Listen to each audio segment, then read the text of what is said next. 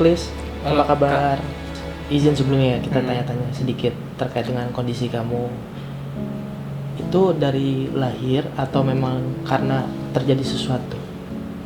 Dari lahir. Ini dari lahir. Ini kebanyakan orang kan melihatnya kayak kecelakaan. Kalau dari kulitnya ya. Ya, Tapi ini dari lahir. oke. Jarinya juga, semuanya. Kalau disebutnya tuh kondisi seperti kamu apa sih?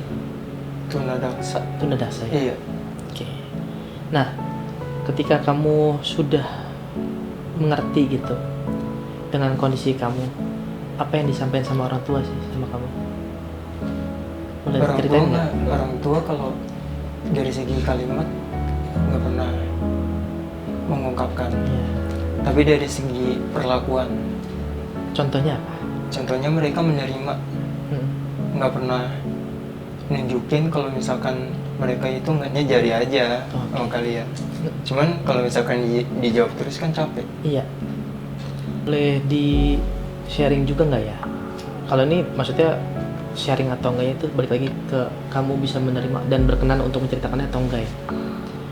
Hal apa sih yang paling membuat kamu sakit pada saat fase kamu SD dan SMP gitu terhadap pergaulan kamu?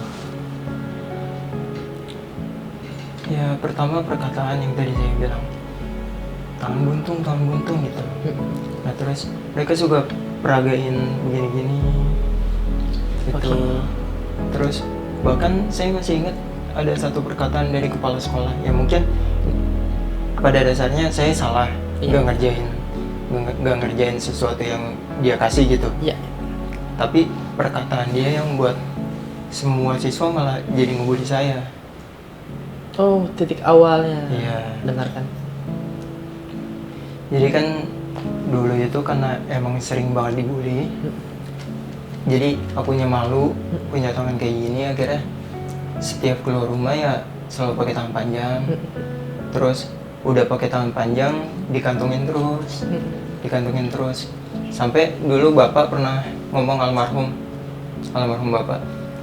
bapak sebenarnya tahu kamu ngumpetin tangan tuh karena apa, tapi kalau bisa pede, kata bapak gitu.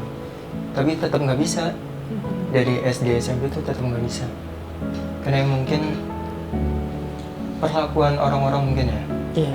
teman-teman yang sering ngebully. Jadi apalagi yang tadi saya bilang, insiden itu ya makin saya nggak mau nunjukin gitu. Momentum apa sih yang bikin kamu bisa menerima kondisi kamu? Momentum. Sebenarnya waktu SMP tuh saya ketemu satu guru juga yang ngebela saya. Saya kan dapat perkataan itu, terus saya pengen curhat ke siapa juga nggak tahu, ke orang tua takut mereka marah juga, ke teman juga nggak ada. Akhirnya saya curhat ke satu guru BK, Oke. bimbingan konseling, namanya Ibu Dewi. Dia tuh baik banget, ngedorong motivasi saya banget. Tapi saya tetap masih jadi orang yang pendiam, penutup. Semua teman-teman lingkungan yang sangat luar biasa nerima saya. Bentuk penerimaan apa sih yang bikin kamu percaya sama mereka? Saya dulu waktu pas awal masuk ke SMA itu kan saya telat 2 bulan. Jadi jatuhnya saya kayak anak baru kan. Ya. Pas saya masuk ke situ, itu masih dengan tangan yang dimasukin, Oke. kayak gitu. Terus kalau misalkan di ruang kelas pun saya suka masukin tangan ke laci, kayak gitu. Oh iya. Itu saking malunya. Terus ada teman satu namanya Adit, dia tuh bilang gini, ditarik tangan saya, lu ngapain ditutupin, gak usah malu, ini tuh dari Tuhan hadiah. Ngapain Hadiah. hadiah Tuhan lo tutupin, lo buka, lo tunjukin semua orang. Dan ketika saya ya udah, akhirnya saya beraniin diri untuk ya udah saya tunjukin lah. Dan semua orang di sekolah itu nerima, sampai saya masuk OSIS. Oh iya. Iya, karena dorongan teman-teman saya juga. Oke. Saya ikut komunitas Oke. sana sini karena mereka juga. Berarti bisa dibilang Adit ini berjasa banget ya sama Iya. perubahan kamu ya. Iya. Perkataannya itu loh. Semisal nih Adit nonton tayangan ini nih, apa yang mau kamu sampaikan sama Adit? Gue udah jadi apa yang lo mau.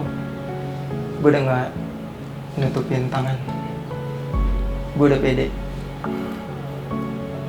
Lu biasanya kan kalau Muklis dan teman-teman lainnya kan pastinya juga banyak kekhawatiran terkait dengan pekerjaan kan. Boleh diceritain nggak sih? Maksudnya dulu proses susah payahnya mencari pekerjaan itu seperti apa? Wah susah pak. Susah banget. Saya kan ya kuliah, lulus sekolah itu SMA kan. Nah itu dia ya paling mentok SMA apa sih kerjanya kan? Iya. Kalau nggak OB, restoran, Oke. tempat-tempat makan kayak gitu. Nah itu pernah nggak ya benar-benar diacuhin sama satu restoran? Ya karena saya itu kalau misalkan interview, saya selalu bilang kayak gini, Apa? saya punya kekurangan pak, bu. Oh jujur dari awal. Iya, saya jujur terbuka karena saya nggak mau nanti saya kerja seterusnya di situ, cuman dia baru tahu, lah ini anak kok begini ya keadaannya. Nanti ujung-ujungnya dia nggak nerima, kira saya dipecat. Iya. Makanya saya terbuka dulu dari awal. Gitu.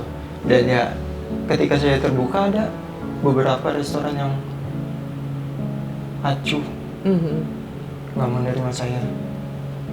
Dari banyaknya proses kamu berjuang mencari pekerjaan gitu ya, apa yang melatar belakangnya akhirnya kamu kepikiran buat cari kerja di Lawson? Latar belakang untuk kerja di Lawson itu sebenarnya kayak untung-untungan sih pak. Oh gitu? Iya, Gimana tuh?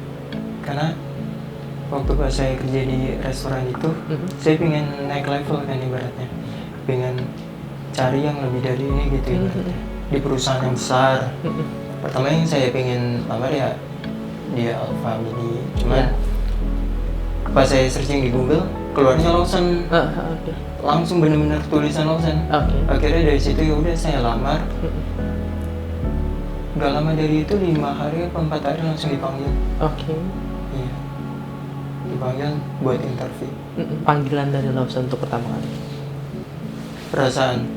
Perasaannya senang, tapi sedikit ini bener nggak nih? Iya. Itu masih kayak tanda tanya gitu loh. Kayak ini bener nggak nih perusahaan sebesar ini menerima orang-orang disabilitas? Makanya saya nanya dulu ke kakak saya. Tapi kakak saya bilang itu bener kok Kis, bener. PT-nya juga bener, Lawson juga ya maksudnya background-nya juga ada. Kita cari di Google juga udah kelihatan jelas. Kata kakak saya udah, kira ya udah masuk aja dulu. Iya. Kira saya ya udah. Pertama kali kerja, apa yang kamu sampaikan ke orang tua mungkin pada saat kamu menginformasikan kamu akhirnya diterima kerja di Lawson? Pertama kali saya kasih tahu ke mereka, ke mama saya. Mama saya seperti biasa, dia nggak ngungkapin dengan kalimat, tapi dengan perbuatan. Saya dibekelin, iya, terus semua baju disiapin. Iya. Iya, Kayak kembali waktu zaman SD berarti ya? iya benar. Kayak saking senangnya gitu. Saya tahu dia senang. Iya. Saya tahu dengan perbuatan yang dia lakuin, saya tahu dia senang. Berarti tipikal orang tua kamu tuh yang act of service banget ya? Iya. Mungkin dari kalimat nggak mengeluarkan, Iya. tapi dari perbuatan sangat menerima kan. Ya buktinya saya baru diterima tahun 2023. Sebulan apa 2 bulan setelah diterima ya saya dipanggil ke kantor langsung untuk acara disabilitas. Walaupun itu cuma 2 orang kan yang dipanggil. Iya. Saya sama teman saya. Dan itu kayak wow, Ya, gitu. nggak nyangka aja dipanggil. Bagi saya itu keren. Iya betul. Bagi saya keren dan Karena kan terlalu banyak kan anak toko sebenarnya kan? iya, dan ada salah satu kantor juga orang kantor juga bilang yang anak-anak lama lain lo nggak dipanggil loh, nggak sampai ke kantornya loh. Tapi kalian udah nyampe kantor harusnya bangga. Iya. Kalau kendala terbesarnya paling kalau misalkan kita lagi masuk berdua, terus yang satu makan, terus saya kan backup kasir, Iya. backup bikin kopi segala macem. Oke. Dan saya bingung untuk menjelaskan ke customer kalau kan mereka nggak salah kalau mereka ingin buru-buru, Betul, ingin cepat, betul. gitu. Tapi bagaimana caranya kita bisa mengungkapkan itu ke Iya. customer supaya mereka bisa ngerti, gitu. Dan itu kendalanya sih. Cuman sejauh ini masih oke. Mereka masih nerima. Nah, itu kan kalau misalkan kita ngomongin sesama rekan kerja. Tadi kan kamu ada menyampaikan ada interaksi ketika kamu berhubungan sama customer. Dalam proses kamu kerja di Lawson ini, ada nggak sih hal yang paling mungkin bad things atau good things terhadap customer? Misalkan ada customer yang mungkin berbuat tidak baik ke kamu, atau mungkin ada yang paling kamu ingat karena terlalu baik ya ke kamu. Ada nggak sih momen itu? Kalau dari bettingnya nggak ada kak. Oke. Malah semua baik customer. Gimana tuh? Jadi mungkin salah satu di pekerjaan di Lawson yang saya sukain itu selain display, saya bisa ketemu sama orang banyak, terutama customer. Karena saya bisa berinteraksi langsung sama mereka. Dan membuat saya pede. Melatih diri saya untuk pede. Gitu.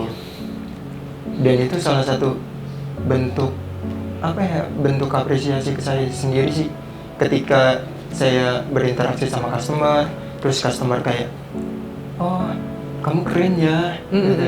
Kamu tuh sendiri bagus kerjanya kayak gitu, kamu tuh murah senyum.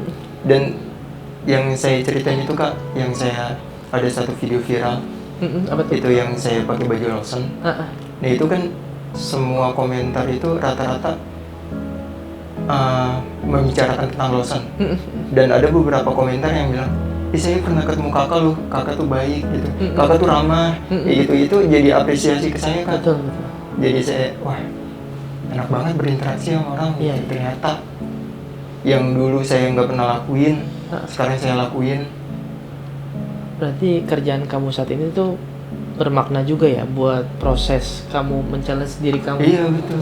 Untuk keluar dari sisi introvert kamu. Betul. Oke, gak apa-apa, it's okay.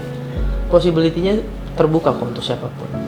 Karena kita adalah perusahaan yang terbuka, semua itu dinilai dari kapasitas dan kebutuhannya, juga kemampuannya, juga memang berpengaruhnya yang bersangkutan untuk membawa dampak positif terhadap perusahaan. Gitu. Apa mimpi kamu? Tadi kan kamu bilang kamu nggak cuma pengen jadi crew store kan? Kira-kira nih kalau misalkan mungkin owner Lawson melihat atau mungkin manajemen Lawson melihat, kira-kira apa mimpi kamu untuk perusahaan? Tahun kemarin saya sempat ikut ke acara disabilitas kan, dari Alpha. Nah terus saya ngedengar satu perkataan mimpi dari salah satu kru Lawson, kru Alpha. Dia bilang katanya, saya cuma nggak mau jadi acos doang, saya mau jadi trainer. Dan menurut saya ketika ada anak disabilitas yang masuk ke trainer kayaknya oke nih. Kenapa? Karena bisa ngarahin orang yang sama, menurut saya gitu. Cuman ya balik lagi itu mimpi. Iya. Kalau misalkan orang tua kamu nih, ya, apa mimpi mereka yang pengen kamu wujudkan? Aku pengen beliin mama rumah sih sebenarnya. Oke. Itu mimpi terbesar. Sebenarnya itu mimpi yang dari perkataan saudara yang buat aku kayak, ya gue harus bisa nih. Cuman ya tetap itu sesuai kapasitas. Iya. Kapasitas kemampuan aku. Kalau misalkan kata kakakku gini, kita nggak harus benar-benar kita harus wujudin apa yang mereka mau. Betul. Apa yang saudara mau. Tapi kalau misalkan kita punya uang lebih, rezeki lebih, kenapa nggak kita beliin? Gitu. Boleh tau nggak perkataan saudara kamu yang tadi kamu maksud itu apa? Ya, lu kan tiga-tiganya udah diurus nih sama orang tua lu. Sekarang orang tua lu tinggal sendiri. Ya lu beliin lah rumah. Masa ngontrak terus? Oh, berarti sampai hari ini masih kontaknya Masih ngontrak. Nah, sebenarnya banyak juga dari teman-teman disabilitas tuh yang tidak menginginkan untuk dikasihani kan. Iya betul. Betul. Nah, menurut kamu tuh pengennya sebenarnya orang lain tuh bersikap seperti apa ke kamu? Sama, saya juga nggak mau dikasihanin. Oke. Nggak mau dikasihanin dalam bentuk lo nggak bisa ngelakuin ini Kis. Itu gua aja yang ngelakuin. Tapi balik lagi ke saya, gue bisa ngelakuin. Cuman dengan kapasitas apa yang gue mampu. Iya. Gitu. Jadi ya kasihanin dalam konteks dibeda-bedain itu yang saya nggak mau sih. Oke. Berarti semua POV kamu dan teman-teman tuh kurang lebih sama ya? Sama tidak mau dianggap beda. Iya, rata-rata. Dan ketika saya ngobrol sama mereka, rata-rata begitu jawabannya. Mereka nggak mau dianggap beda. Mereka nggak mau dibilang lu nggak mampu ngerjain ini, gue aja ngerjain. Enggak, mereka mampu. Lihat dulu apa yang dia bisa lakuin. Ketika dia nggak bisa ngelakuin, baru lu bantu. Oke. Mungkin ada yang mau disampaikan nggak ke teman-teman di toko? Umum, Iya. semuanya. Buat teman-teman di toko. Teman-teman di toko. Tetap semangat sih. Tetap semangat karena pekerjaan yang ya saya tahu sih, kata bosan itu pasti ada. Betul. Kata bosan itu pasti ada. Tapi bagaimana kita bisa menurunkan ego kita untuk tidak mengeluarkan kata bosan itu terus, dan akhirnya yang buat kita resign atau apa gitu. Jadi ya tetap semangat karena pekerjaan yang lo lagi lakuin sekarang itu mimpi orang-orang. Banyak orang-orang yang saya sempat ngobrol sama orang-orang tukang parkir, terus di tempat saya juga kan ada yang jualan es teh atau apa gitu. Mereka anak-anak muda dan mereka pingin ada di posisi saya. Oke, jangan sampai rasa bosan itu ngalahin ego lu. Ya. Untuk keluarga, Chris, ada yang mau disampaikan nggak?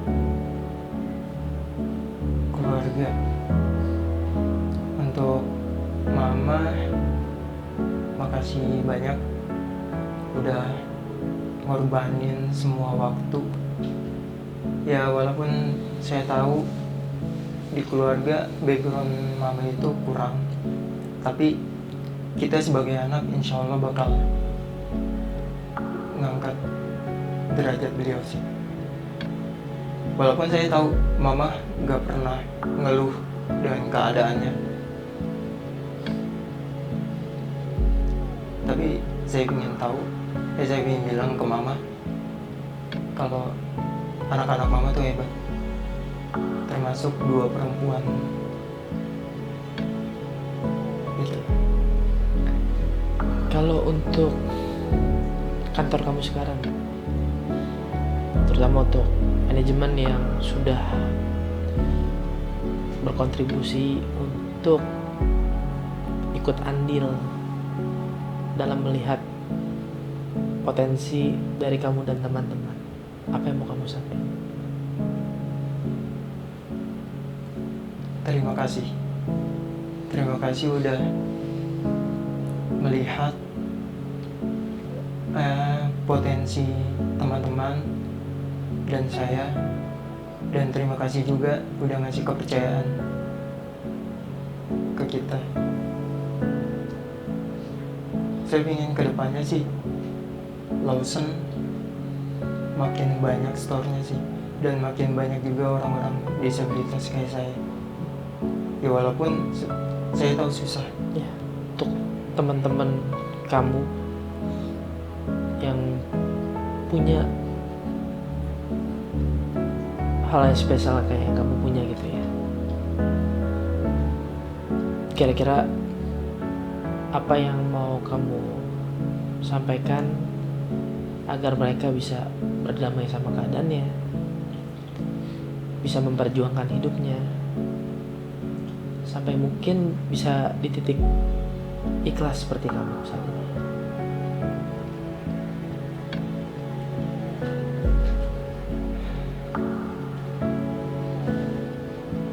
Bersyukur apa yang udah Tuhan kasih, menerima apa yang udah Tuhan kasih, dan semangat. Karena buat saya apa yang udah Tuhan kasih, yang benar tadi teman saya bilang, itu hadiah. Apapun yang Tuhan kasih itu hadiah. Makanya bagaimana kita bisa mengelola hadiah itu untuk hidup kita. Ya, walaupun sebenarnya berat, apalagi orang-orang yang disabilitas di setengah hidupnya. Ngerti nggak kan? Lanjut. Kayak misalkan dia dari lahir sempurna, terus tengah hidupnya kecelakaan dan cacat. Itu banyak juga yang komunikasi sama saya. Dan dia jadi minder untuk cari kerja, jadi minder untuk berinteraksi karena dia malu dengan apa yang dia punya. Ya entah mungkin dibully sama teman-temannya, dan itu yang saya rasain dulu. Tapi percaya kalau misalkan kita bisa nerima apa yang Tuhan kasih dan kita bisa bersyukur, insya Allah jalan Tuhan tuh bakal terbuka kok. Bakal terbuka walaupun itu jalan sempit, tapi bisa kita laluin.